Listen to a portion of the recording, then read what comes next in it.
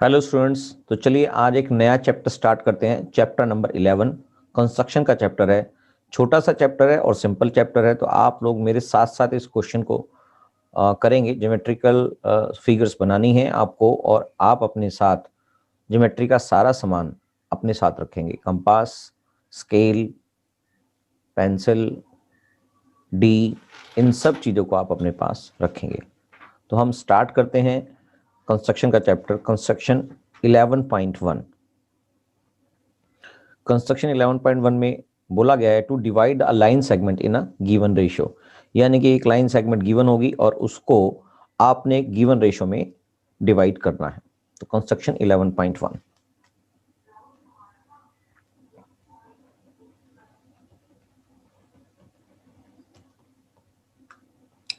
Divide a line A B, मैं मान लेता हूं इसको ए बी इन 3:2। तो इसको करने के लिए क्या करना पड़ेगा?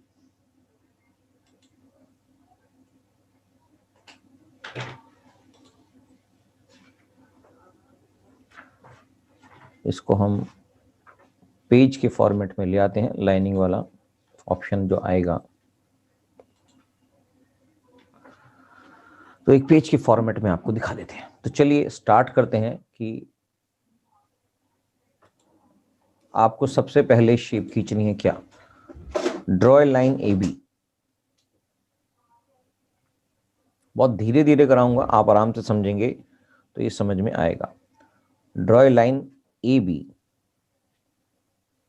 हमने एक लाइन ड्रॉ करी, ए बी लाइन है, ठीक है। कोई भी मेजरमेंट की आप एक लाइन ड्रॉ कर सकते हैं। ये लाइन ए बी है, और इसके साथ ही एक रे बनाएंगे डाउन साइड में। पॉइंट ए से एक रे बनाएंगे A X, making acute angle with A B. Making acute angle with A B, यानी कि मुझे एक लाइन यहां से बनानी है, एक्यूट एंगल बनाना है ए से, जिसको हम ए एक्स बोलेंगे।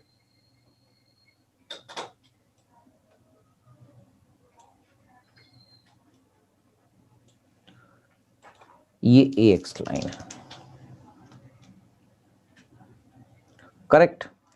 तो अब ए एक्स लाइन को साथ साथ मेरे करते रहेंगे आप। मैं इतना स्लो करा रहा हूं कि आपको साथ साथ करना है। एक लाइन ए बी है, हमने पॉइंट ए से ए एक्स एक एक्यूट एंगल बनाया। ये एक्यूट एंगल बनाया, एक्यूट एंगल मतलब जो 90 डिग्री से कम है। एक्यूट एंगल बनाया ए एक्स ए बी लाइन पर नीचे की साइड में। अब आपने कंपास की सहायता से इस पर इक्वल 5 पॉइंट्स ड्रॉ करने हैं, यानी कि ए एक्स पे इक्वल 5 पॉइंट्स ड्रॉ करने हैं। तो पॉइंट ए पर आप कंपास रखेंगे और थोड़ा सा कंपास खोलकर इक्वल 5 पॉइंट्स ड्रॉ करने हैं। 1, यहां से सेम कंपास के साइज पे मेजर से 2, 3, 4 और 5। इस तरह से आपने 5 इक्वल साइज के कंपास के पॉइंट्स बना लिए। तो मैं इसको नाम दे देता हूं A1, आप भी साथ में देंगे A2, A3, A4 and A5। 5 आपने इक्वल साइज के कंपास खोलकर एक इक्वल मेजर से आपने 5 पॉइंट्स ड्रॉ कर दिए, राइट। तो आपको लिखना है इसके साथ साथ जो स्टेप्स 2 है वो लिखेंगे। पहला स्टेप था draw line A B, draw any ray A X making an acute angle with AB. Locate 5 points A1 to A5 on AX at equal interval with the help of compass. ये आपने कर लिया है। अब आपने A5 और B को join करना है। Join A5 with B। B और A5 को हमने ज्वाइन कर दिया, इस तरह से ज्वाइन हो गया, करेक्ट।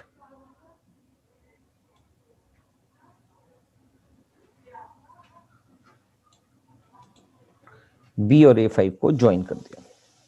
फिर measure angle 5 with the help of compass. अब क्या करेंगे, कंपास को A5 पॉइंट पे, A5 पॉइंट पे रखेंगे। कंपास को A5 पॉइंट पे रखेंगे और इस A5 पॉइंट पर रखने के बाद, एक सेकेंड,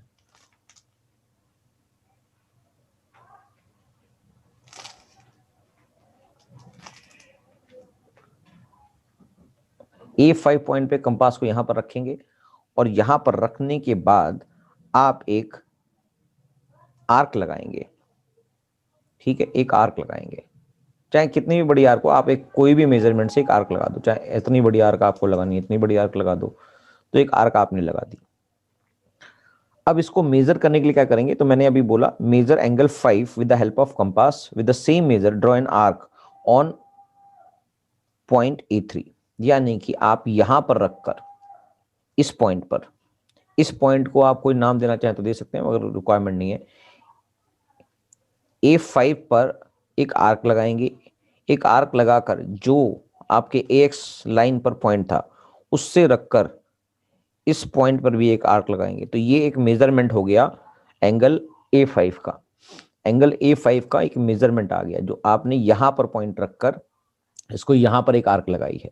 इन दोनों को मेजर कर देंगे और फिर अगेन A3 पर रखकर इसी मेजरमेंट से एक आर्क और लगा देंगे। करेक्ट। एंगल मतलब A3 पॉइंट पे, दोबारा से बता रहा हूं, A3 पॉइंट पर यहां पर मैं दूसरे कलर से लिख देता हूं, A3 पॉइंट पर आप रखकर एक और आर्क लगाएंगे जो A4 पे जो एंगल बन रहा है, A5 पे जो एंगल बन रहा था उसके मेजरमेंट के हिसाब से ये एंगल बनेगा। तो आपने एक आर्क और लगा दी जो A3 पर रख के की गई थी, यहां पर इस पॉइंट पर। करेक्ट। अब A3 पर रख के आपने इसी सेम मेजर पे एक आर्क लगाई, यानी कि आप इस पॉइंट से लेकर जो आपने ये वाला जो पॉइंट आपने मेजर किया था, इसी पॉइंट पर एक आर्क और लगा देंगे, मतलब इसी मेजर का एक आर्क लगा देंगे। तो मैं आपको साथ में लिखवा देता हूं step. Measure angle A5 with the help of compass, यानी कि ये जो आपने मेजर किया ये वाला पॉइंट, ठीक है, यहां से यहां तक का मेजरमेंट जो किया आपने, यहां से यहां तक का जो मेजरमेंट किया आपने, A4 के आगे से जो ये दिखाई दे रहा है यहां तक, इसको मेजर किया विद द सेम मेजर, इसी सेम मेजर से draw an arc on angle A3 पर, इसी सेम आर्क पर ही, मतलब जो आपने यहां पर एक आर्क लगाई है, यहां पर एक आर्क लगाई है पहले, तो इसी सेम मेजर से एक आर्क यहां लगाएंगे। बात समझ में आ रही है? यानी कि आप एंगल A5 पॉइंट पर रखकर एक आर्क लगाएंगे, उसी सेम मेजर से A3 पर रखकर एक आर्क लगाएंगे।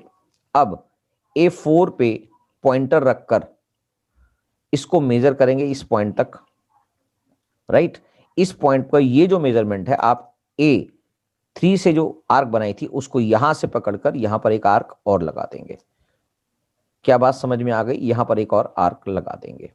जो ये एक आर्क और लगी है जो सेम मेजर की यहां पर दिखाई दे रही है, जो सेम मेजर की होगी, आपने, मैं यहां पर हाथ से ही बना रहा हूं, तो आपको ये सेम मेजर की जो आर्क होगी, इस पर through the point A3 draw a line parallel to A5B, यानी कि जो A3 से इस पॉइंट से होकर गुजर की हुई एक और लाइन खींची जाएगी जो A5 यानी कि BA5 के पैरेलल होगी, ये वाली लाइन जो।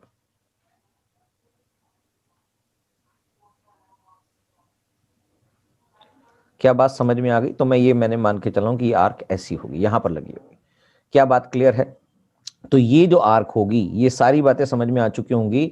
ये जो पॉइंट है यहां से गुजरती हुई B5 यानी कि B5 A के पैरेलल एक लाइन और खींचनी है जिसका नाम होगा A3, इसका नाम C रख देता हूं, C। आपको A3C एक पैरेलल लाइन खींचनी है B5A के, जो इस पॉइंट से होकर गुजरेगी, जो आपने मेजर किया था A5 के एंगल वाली, मतलब A5 का जो एंगल, जितना भी एंगल है, उसी एंगल की मेजर से आपको एक लाइन गुजारनी है जो पैरेलल होगी BA5 के, यानी कि उस लाइन का नाम हमने रख दिया CA3। करेक्ट। और ये वाला जो एंगल है वो इसके इक्वल हो गया। क्या बात समझ में आ गई? Through the point A3 draw a line parallel to A5B intersecting AB at point C। इससे ये AB लाइन को C पॉइंट पर इंटरसेक्ट करेगी। तो ये जो पॉइंट यहां पर दिखाई दे रहा है, तो अपने आप ही जो AC है, AC रेशो CB जो है वो 3:2 में बन जाएगी। क्या मेरी बात समझ में आ गई? सर ऐसा क्यों होगा? इसको हम जस्टिफिकेशन बोलते हैं, इसको हम जस्टिफाई करके दिखाते हैं कि इसको जस्टिफाई कैसे किया जा सकता है। हमें ये पता है since A3C is parallel to A5B, तो इससे क्या होगा, दो लाइन अगर पैरेलल्स होती हैं तो बीपीटी थ्योरम क्या कहती है, AA3 अपॉन में A3 A5 equals to AC upon में CB बाय बीपीटी। मतलब अगर आपको ये एक ट्राइंगल दिखाई दे रहा है, ये ट्राइंगल दिखाई दे रहा है A B और A5, ये और ये, जब इसको कहीं से भी एक पॉइंट से अगर इसके नीचे वाली यानी कि A5B के पैरेलल एक लाइन खींची जाती है तो हमेशा ये वाली लाइन यानी कि AA3 रेशो A3A5 वो हमेशा इसके रेशो के इक्वल होंगी, यानी कि AC रेशो BC या CB, ये हमने लिख दिया। बीपीटी थ्योरम हमको ये कहती है। तो इसका मतलब जो AA3 है बाय कंस्ट्रक्शन हमने क्या किया है, बाय कंस्ट्रक्शन, क्योंकि हमने इक्वल 5 पार्ट्स में बांटा था एंगल, जो हमने AX लाइन बनाई थी उसको इक्वल 5 पार्ट्स में बांटा था, तो AA3 यानी कि यहां से यहां तक, ये से यहां तक 1 2 और 3 पॉइंट बन गए। AA3 किसके बराबर हो गया, 3 पॉइंट्स के बराबर हो गया। AA3 डिवाइडेड बाय A3 और A5, उससे आगे के जो 2 पॉइंट्स हैं यहां से यहां तक के, ये 2 पॉइंट्स में डिवाइड हो गया। तो हमने इसको बाय कंस्ट्रक्शन 3:2 में ही बांटा था, 3:2 में ही बांटा था। तो हमने ये देखा कि ये जो चीज है A3 इक्वल्स टू AC के बराबर होगा और A3A5 इक्वल्स टू CB के बराबर होगा।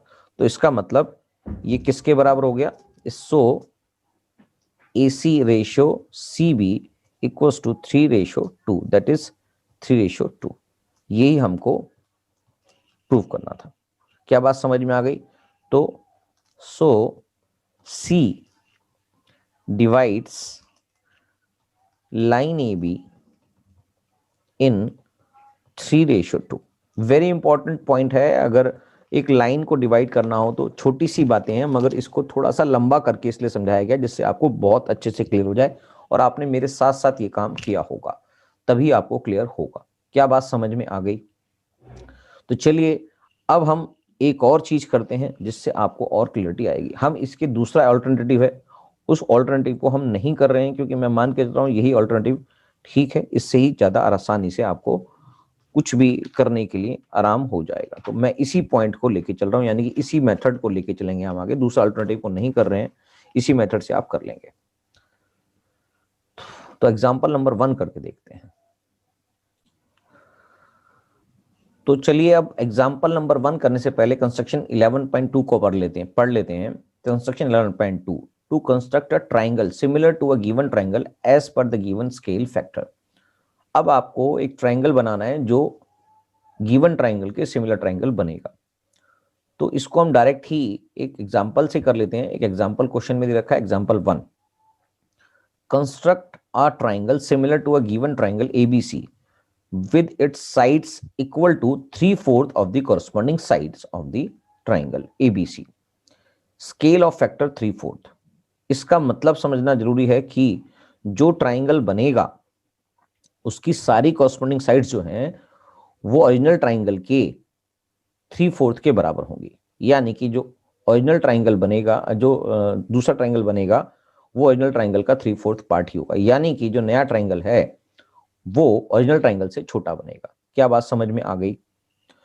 तो स्केल ऑफ 3/4 का मतलब है एक से भी कम, यानी कि जो ओरिजिनल है उससे कम यहां पर होना चाहिए, यानी कि उससे छोटा ट्राइंगल बनना चाहिए। ये इंपॉर्टेंट चीज समझने वाली यहां पर यही थी कि 3/4 स्केल पर जितना भी ट्राइंगल है उसका 3/4 पार्ट ही इस ट्राइंगल में बनेगा। तो चलिए समझ लेते हैं कैसे बनाएंगे।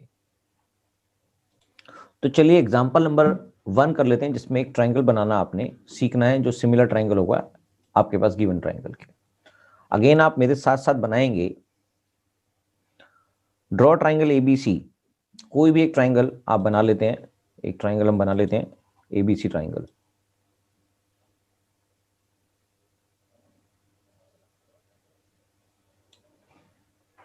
अब हमें इस ओरिजिनल ट्राइंगल का 3/4 पार्ट यानी कि 3/4 ट्राइंगल बनाना है।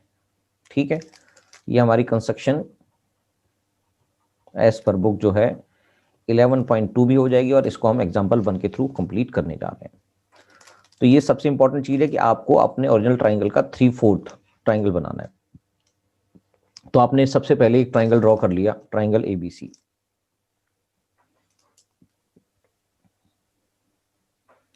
यह हम उसी तरह से समझ लेते हैं जैसे हमने लाइन की थी ना। तो इसका नाम हम दे देते हैं सी और इसका नाम दे देते हैं ए बी, ए और बी, क्योंकि लाइन आपने ए बी अभी काटी थी तो समझ में आ जाएगा आपको। Draw ray A X making an acute angle with A B. अब हम ए पर एक रे ड्रॉ करेंगे। ये हमने एक रे ड्रॉ कर दी।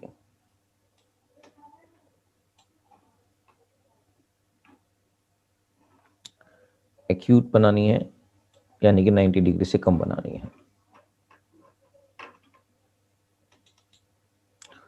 जो बेसिकली इसको हम ए एक्स रे बोल देंगे। अब ए एक्स रे पर क्या करना है, locate 4 equal parts A1, A2, A3, A4 on AX, यानी कि आप इसको 4 इक्वल पार्ट्स में बांट देंगे, क्योंकि एक्चुअली जो टोटल है वो 4 पार्ट्स में, यानी कि 3/4 बोला है, इसका मतलब टोटल 4 पार्ट्स में ही इसको डिवाइड करना है। तो यहां पर कंपास का पॉइंटर रखकर आप इसको 4 इक्वल पार्ट्स में बांटें, 1, 2, 3 एंड 4, और इसको नाम दे देते हैं A1, A2, A3 and A4। 4 equal parts में इसको बांट देंगे। अब ज्वाइन A4B, तो इसके बाद इसको हम ज्वाइन कर देते हैं, A4B को ज्वाइन कर देते हैं। सेम वही प्रोसेस है, कोई भी चेंज नहीं करना है। अगर आपको लाइन का डिवीजन करना आ गया है तो अभी तक हमने सिर्फ वही प्रोसेस अपनाया है। तो जैसे जैसे हमने लाइन को डिवाइड किया था वैसे ही इसमें अभी तक हमने किया है, तो उसी तरह से आप करेंगे, कोई भी गलती ना हो। बड़े माइन्यूटली करना पड़ता है, अगर आपसे थोड़ी गलती हो जाती है तो आपका क्वेश्चन गलत हो जाएगा। तो आपने A4B को ज्वाइन कर लिया, साथ साथ करते रहेंगे, बहुत स्लो करा रहा हूं। Draw a line through A3 parallel to A4B। अब आपको लाइन का डिवीजन करना आ चुका है, तो आपको A4B की एक पैरेलल लाइन खींचनी है। तो इसको करेंगे क्या, आप इसको फिर वही प्रोसेस से करेंगे कि आपने इस पर एक आर्क लगाई कुछ भी मेजर करके, और आपको क्योंकि 3/4 खींचना है तो आपको सेम आर्क, सेम लेवल पे आर्क इस पे भी लगाएंगे।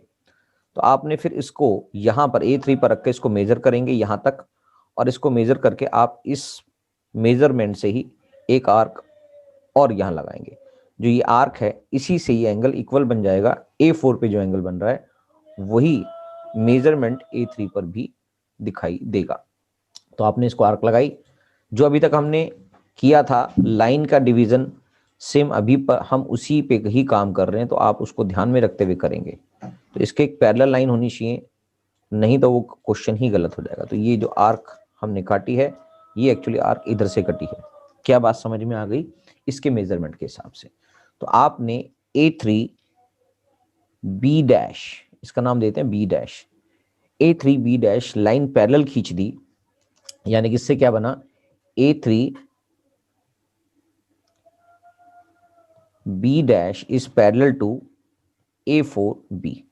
ये लाइन आपने ड्रॉ करी। कैसे ड्रॉ करी, एंगल, जो एंगल A4 था सेम मेजर का एंगल A3 भी बनाया और उधर से एक लाइन पास आउट करी, और जो A4B के पैरेलल खींची गई A3B', A3B'।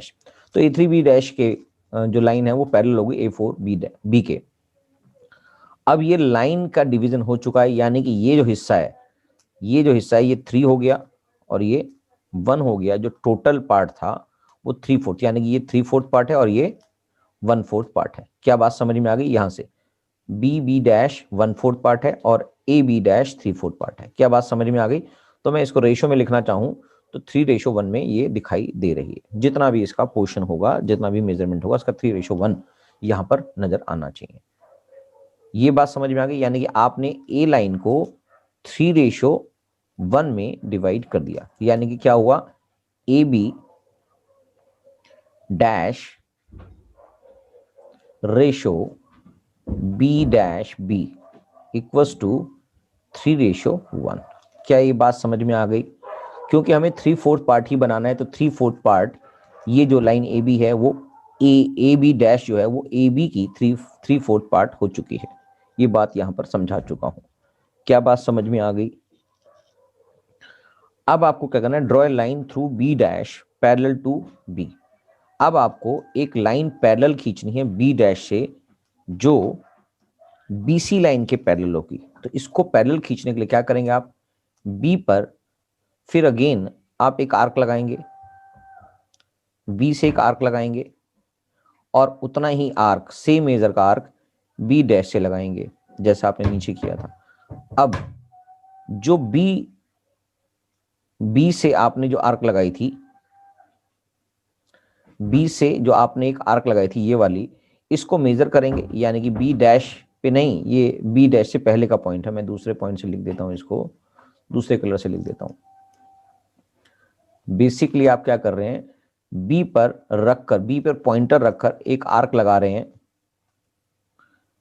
और सेम मेजर से ही बी डैश पे रखकर एक आर्क लगाएंगे। अब आपने अपने कंपास को खोलना है और इस पॉइंट से लेकर और यहां तक, इस पॉइंट से लेकर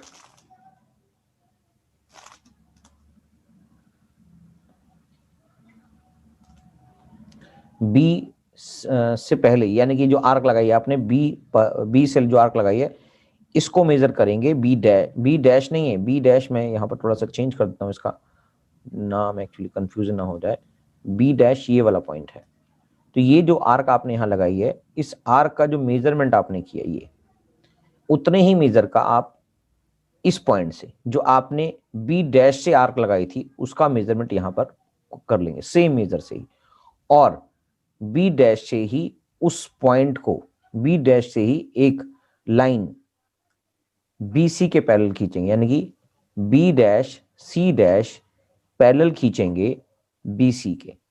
इस पॉइंट से एक लाइन खींच देंगे जो पैरेलल होगी बीसी के। ये जो लाइन है उसके एंगल के मेजर से ही गुजरना चाहिए। लाइन की पैरेलल दिखे जरूरी है, क्योंकि अगर आपको लाइन पैरेलल नहीं दिखी, यानी कि आपने कहीं ना कहीं हल्का सा भी मेजर गलत कर दिया, तो ये लाइन वहां पर नजर नहीं आएगी। तो ये आपने मेजर काट दिया इसको, तो ये लाइन एक पैरेलल खिल गई जिसका नाम हमने दे दिया सी। तो यही मैंने बोला था, draw a line through B dash parallel to B C to intersect A C at C dash, at C dash. क्या बात समझ में आ गई? जो ए सी लाइन है वो सी डैश पर इंटरसेक्ट करेगी, यानी कि ये जो आपने एक और लाइन बी डैश से खींची है वो सी डैश पे काटेगी with the help of the compass. आपने ये बात मान ली, समझ में आ गई है। तो इसी चीज से क्या बन गया, ट्राइंगल सी डैश, ऊपर दिखा देता हूं, C dash A B dash, C dash ये वाला पॉइंट ए और B dash is similar to this angles is required triangle which is similar to original triangle ABC। क्या बात समझ गए? बस उसका 3/4 पार्ट है। अब इसको मैं जस्टिफाई करना चाहूं, जस्टिफिकेशन इसकी दिखाना चाहूं, तो जस्टिफिकेशन में बाय कंस्ट्रक्शन जो है, आपने जो लाइन का डिवाइड किया था बाय कंस्ट्रक्शन, क्या किया था, A B divided by AB dash, right, AB divided by AB dash आपने इसको डिवाइड किया। क्या बात समझ में आ गई? तो मैं ए बी को अगर लिखूं ए बी डैश प्लस में B dash B divided by A B dash, और फर्दर सॉल्व करूं तो इसको लिख सकते हैं हम ए बी डैश अपॉन में ए बी डैश प्लस में बी डैश बी अपॉन में ए बी डैश। करेक्ट। तो जो ए बी डैश है which is equal to 1 plus में बी डैश बी जो है वो आपको पता है कि वो कितना पॉइंट बन गया है, वो 1/4 पॉइंट था, 1 बाय, और ए बी डैश जो है वो अभी भी यहां पर ए बी डैश जो है वो 3 के बराबर है। Correct.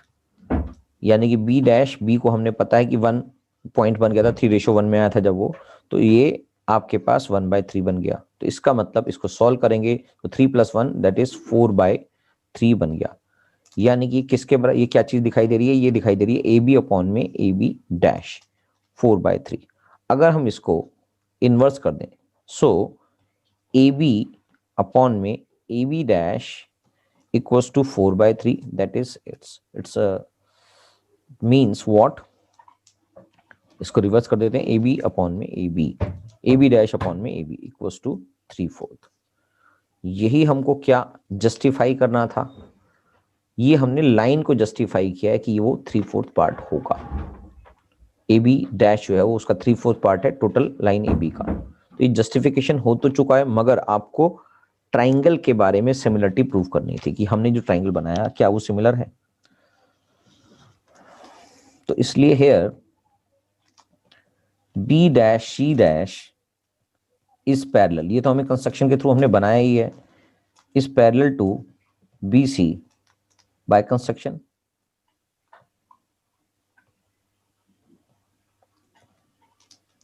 Therefore, triangle ABC is similar to triangle A dash B dash C dash is similar to ABC because of AA similarity criteria.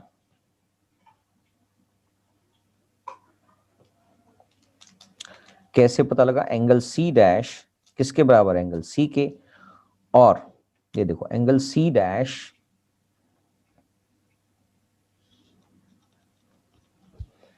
क्योंकि ये दोनों लाइनें पैरेलल्स हैं, ये दोनों लाइनें पैरेलल हैं, इसका मतलब ये वाला एंगल और ये वाला एंगल, ये दोनों कॉरस्पॉन्डिंग एंगल हो गए, तो ये दोनों एंगल इक्वल हैं। तो angle C dash equals to C, और एंगल A डैश, और जो एंगल A है basically this is the common one, A dash की जरूरत नहीं है, या आप इसको B डैश भी करना चाहें, पैरेलल खींचिए तो ये वाला एंगल इक्वल्स टू ये वाला एंगल हो गया, तो AA सिमिलरिटी क्राइटेरिया, या एंगल A जो है वो कॉमन एंगल ही है, कैसे भी कर सकते हैं। तो हम इसको लिख सकते हैं B डैश तो इक्वल्स टू एंगल B, या अगर एंगल A भी देना चाहें तो एंगल A तो दोनों में कॉमन ही है, तो AAA से भी इसको हमने प्रूव कर दिया, या AA से भी आप इसको प्रूव कर सकते थे। ठीक है जी, क्या ये बात समझ में आ गई? ये सब दोनों क्यों बातें हैं? क्योंकि हमने ये बातें लिखी हैं यहाँ पर BC B dash C dash is parallel to BC। क्या बात समझ में आ गई? तो यही हमने प्रूव करना था। ठीक है, ये कॉरस्पॉन्डिंग एंगल है।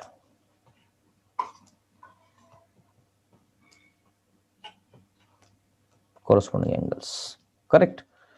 तो ये अपने आप ही प्रूव हो गया कि दोनों एंगल जो है वो सिमिलर हैं, बस उसका 3/4 पार्ट बनना था। तो ये वेरी इंपॉर्टेंट पॉइंट था ये। तो ये वाले दोनों एग्जांपल, यानी कि कंस्ट्रक्शन 1 भी आपको समझा दिया। कंस्ट्रक्शन 1 समझने का पर्पस ये था क्योंकि आपको पेपर में लाइन को डिवाइड करना नहीं आना, मगर लाइन को डिवीजन करना इसलिए सीखना था क्योंकि आपको सिमिलर ट्राइंगल बनाना था। तो सिमिलर ट्राइंगल आपने बना लिया लाइन डिवीजन के बेसिस पर ही। तो ये एग्जाम्पल 1 कंप्लीट हो गया। एग्जाम्पल नंबर 2 अगली क्लास में कराते हैं आपको।